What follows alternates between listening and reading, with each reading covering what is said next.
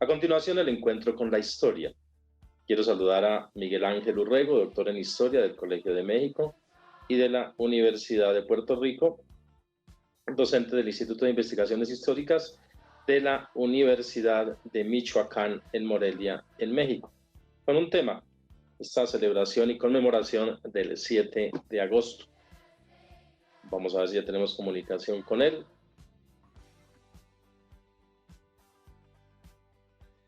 Muy buenos días al Magisterio Colombiano.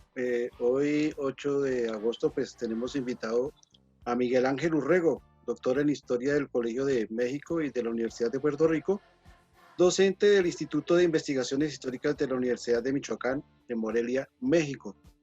Por Miguel hoy lo hemos invitado pues porque pues, el 7 de agosto fue la conmemoración de la batalla de Boyacá y esto tiene unos significados que nosotros queremos recordar y pues tenerlo en un contexto muy grande de lo que es la historia colombiana. Miguel, muy buenos días. Muy buenos días, Jairo. Muy buenos días a todos los que nos siguen en este importante programa. Muchas gracias por la invitación. A usted, Miguel, gracias por participar con nosotros y pues tiene la palabra al respecto de la historia de lo del 7 de agosto. Bueno, mira, yo quisiera comentar muy brevemente tres aspectos de lo que implicó, de las repercusiones, mejor, de la batalla de Boyacá, de lo que se conmemora en esta semana. Lo primero que tendríamos que señalar es que el proceso de independencia atravesó por diferentes etapas. Una que comienza a finales del siglo XVIII, que inicia con los grandes movimientos de los comuneros y que va más o menos hasta 1810-12, cuando hay un cambio en las circunstancias históricas. Hay una serie de movimientos en algunas ciudades como Santa Fe de Bogotá, el 20 de julio, y luego se producen levantamientos en diferentes partes de lo que era la Nueva Granada en aquel entonces, y se empieza a plantear, se empieza a discutir si lo más adecuado es una independencia absoluta o es el reconocimiento del poder del monarca o mayor autonomía.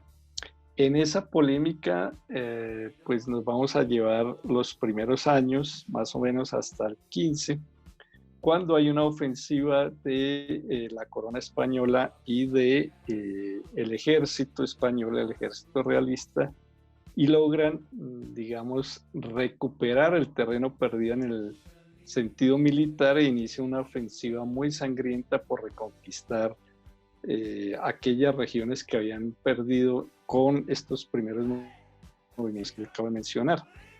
Pero ya para el año 1819 hay un proceso, digamos, nuevo, que está caracterizado por tres cosas que es necesario resaltar. La primera es que hay un proceso de reunificación de las fuerzas políticas y militares que están en pos de la independencia. Esa reorganización quiere decir que el objetivo de la independencia es más claro, que las alianzas políticas son más definidas y que hay una claridad en torno a la lucha contra los realistas, contra la corona española, no solamente en el territorio que hoy ocupa Colombia, sino en toda América. Y entonces eso hace que la tarea de independencia sea una tarea continental, lo cual le da un valor y un sentido extraordinario a ese proceso histórico. Los principales líderes de la independencia, los que luchaban en el sur de América y quienes luchaban en esta parte norte de Sudamérica, logran, digamos, acordar que la tarea única es derrotar al ejército español y se desatan ofensivas casi paralelas en diferentes lugares del mundo. Entonces estamos hablando de una tarea continental de romper los lazos con España. En ese contexto global, en ese contexto general es que se produce la batalla, lo que nosotros conocemos como la batalla Boyacá, que tiene una significación inmediata y que tiene una significación más a largo plazo. La inmediata se quiere decir que se logra derrotar de una manera muy rápida al ejército realista en lo que hoy conocemos como el Pantano de Vargas, como lo que popularmente llamamos el Puente de Boyacá.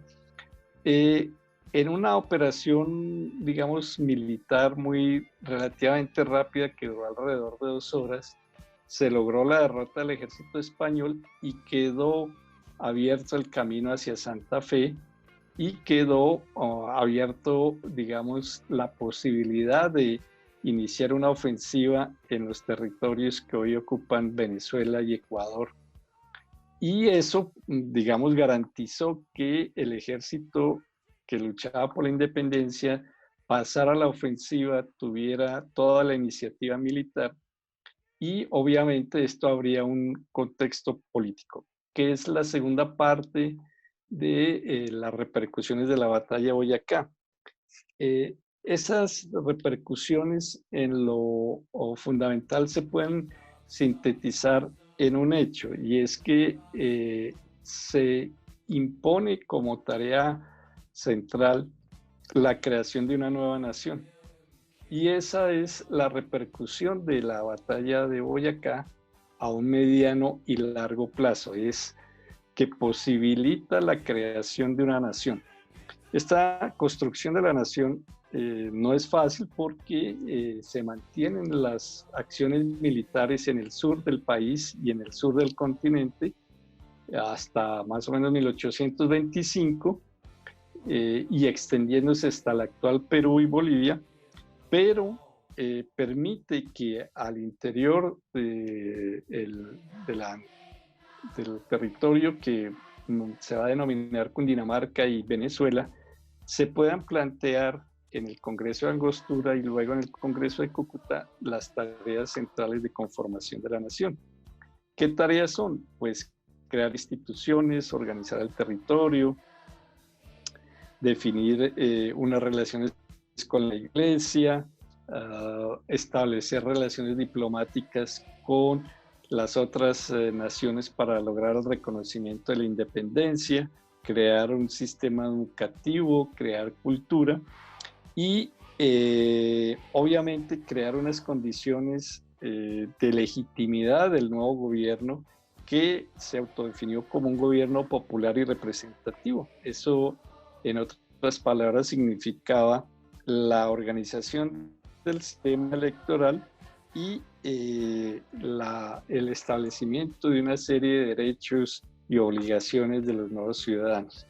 Entonces, digamos que el significado más importante de esta batalla se puede reducir a 2 aspectos. El primero es que se inicia el fin del Imperio Español y el segundo es que se plantea la tarea de construcción de una nueva nación, que va a culminar ese proceso con la creación de la República de Colombia, a veces denominada la Gran Colombia, o nosotros la conocemos también la Gran Colombia, que va a reunir o se va a organizar alrededor de 3 departamentos, Quito, Venezuela y Cundinamarca, y que reúne hoy las naciones que conocemos como Venezuela, Colombia, Panamá y Ecuador, que fue vista en la época como un proyecto de constitución de una gran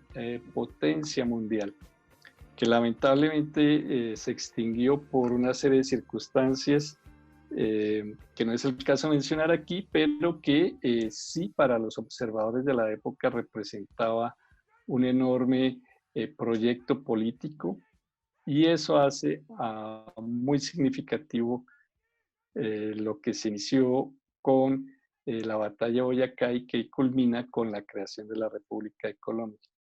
Entonces, así de manera breve podríamos señalar estas repercusiones y esta importancia del triunfo en la batalla de Boyacá.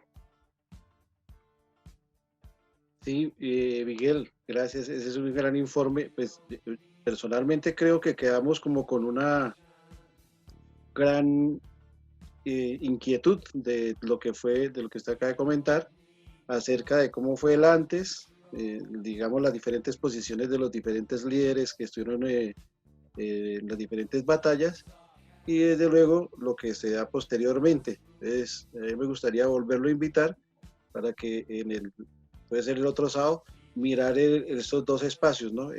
Las posiciones de antes y lo que sucedió después de la independencia.